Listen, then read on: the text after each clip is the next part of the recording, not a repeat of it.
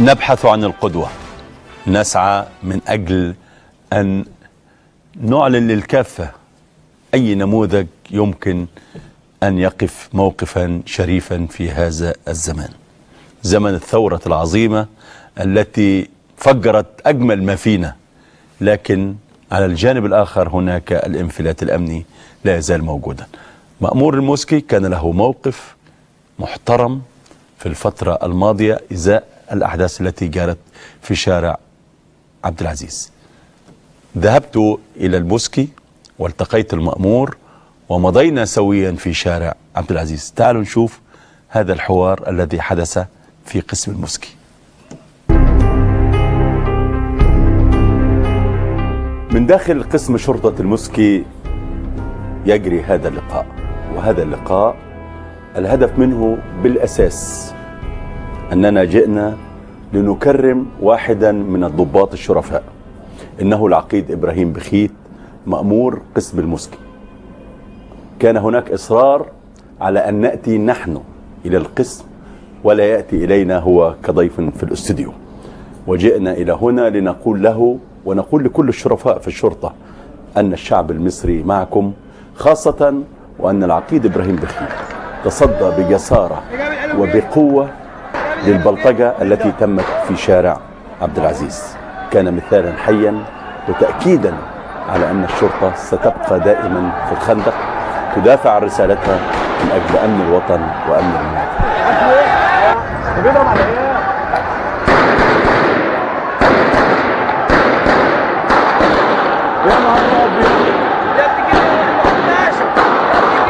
اجروا عليهم،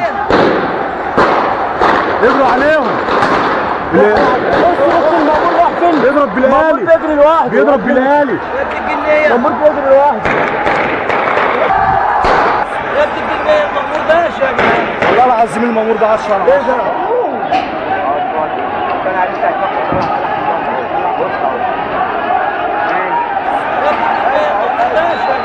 والله العظيم المأمور ده 10 على 10. بيجري بيان عليهم.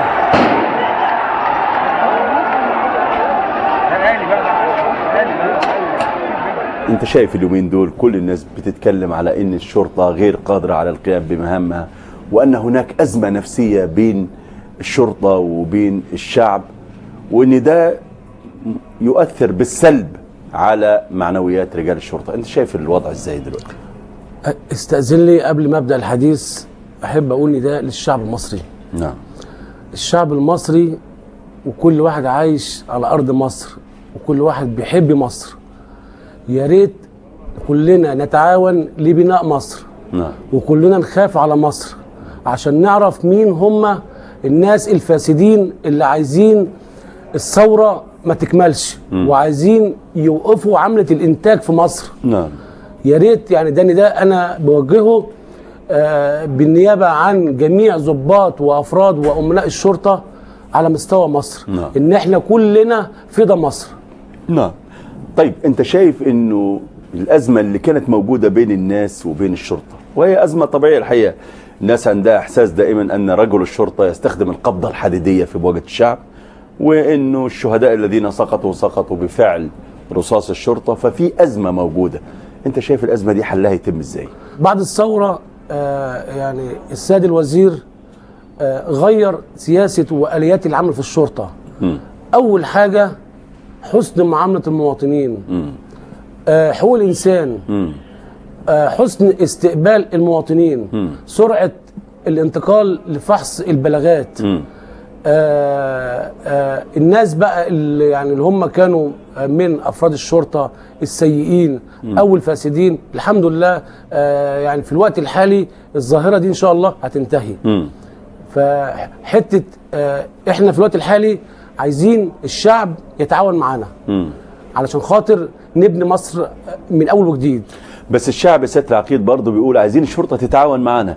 يعني احيانا بتحصل احداث ومشاكل وازمات، رجل الشرطه بيكون واقف ولا حياه لمن تنادي، يقول لك ماليش دعوه، انا خايف يا عم، يفترض عملت حاجه وضربت واحد وموتته، انا ممكن ادخل محكمه الجنايات رغم ان انا مثلا بطبق القانون او بدافع عن اسم الشرطه اللي انا موجود فيه. هو عملا يعني من فتره سابقه كنا الناس اللي هي اصلا مش عايزه الامن يرجع، كان لما يلقى ضابط ولا امين في الشارع يقول له بعض العبارات السيئه زي انتوا ايه اللي رجعكم، انتوا كنتوا فين، انتوا بوظتوا البلد، انتوا الناس ديت يعني مش عايزه فعلا يحصل فيه امن ولا استقرار في البلد، لان هم ليهم مصالح من كده. منهم اولا البلطجه. البلطجي دوت مش عايز يشوف اي فرد شرطه في الشارع، ان علشان خاطر صحيح. يعمل اللي هو عايز يعمله. بيستغلوا برضو كتر المظاهرات والوقفات، بيستغلوها عشان خاطر يركبوا الموجه في احداث شغب وعمل بلبله وازعزعت الامن في مصر. لكن في ناس الشرفاء اللي فعلا بتحب مصر، اللي انا حاليا بناديهم واقفين معانا فعلا دلوقتي. يعني في اكتر من 80% من الشعب المصري حاليا في الشارع بيقابل فرد الشرطه او راجل الشرطه بابتسامه، الحمد لله على السلامه، احنا معاكم وهنتصدى لاي حاجه. يوم احداث شارع عبد العزيز ايه اللي حصل اولا وازاي الناس اتعاملت معاكم؟ هنا دايره الموسكي عموما ليها طبيعه خاصه، كلها تجاريه، في تعاون وفي محبه عموما ما بين الاسم مع المواطنين في الشارع. ان انا اصلا بحمي له محلاته وبحط دورياتي وخدماتي لمنع السرقات، طبعا الضباط لفحص اي بلاغات. ففي حته التعاون والانسجام، وده اللي انا حسيت بيه ساعه الاحداث من البلطجيه اللي هم كانوا هيدخلوا على الاقسام لحرقها او سلبها او سرقه السلاح.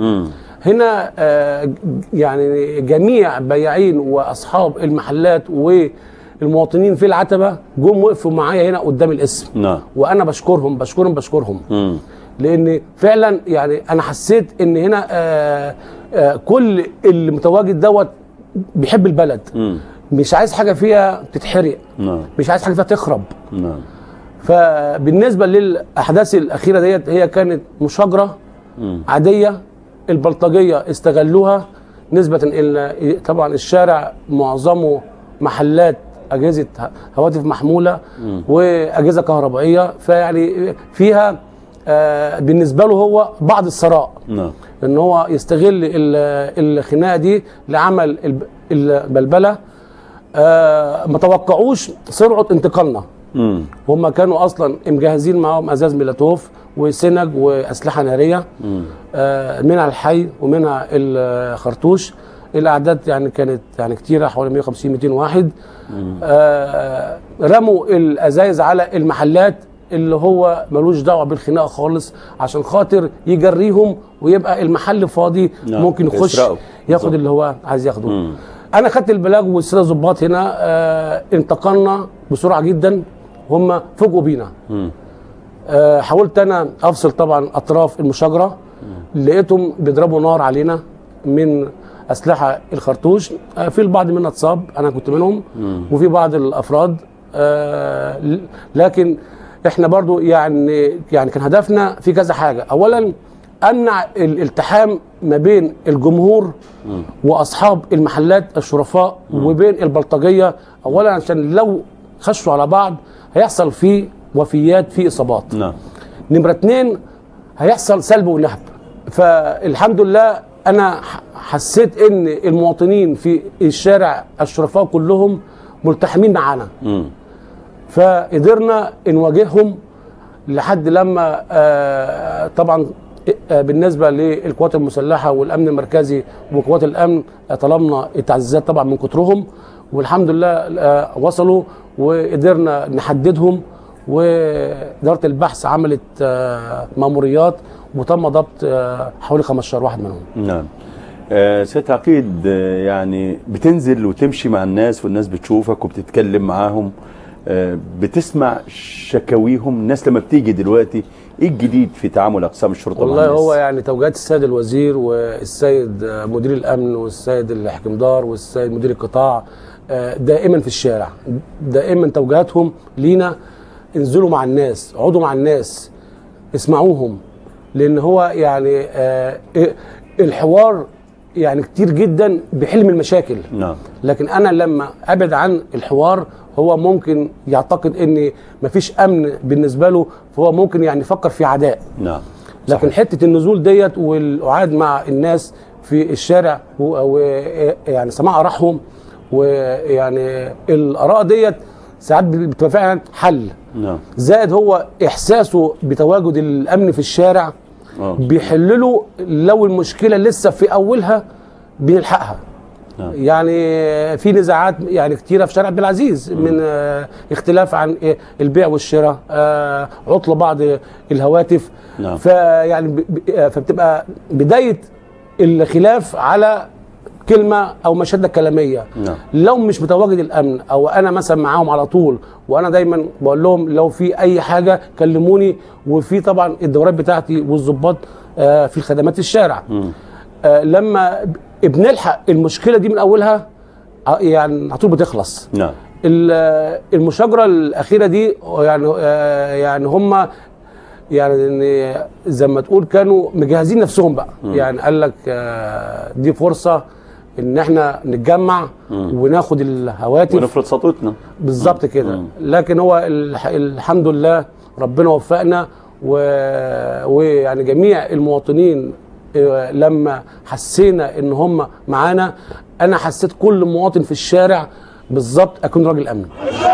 والشعب ايد واحده، والشعب ايد واحده، والشعب ايد واحده.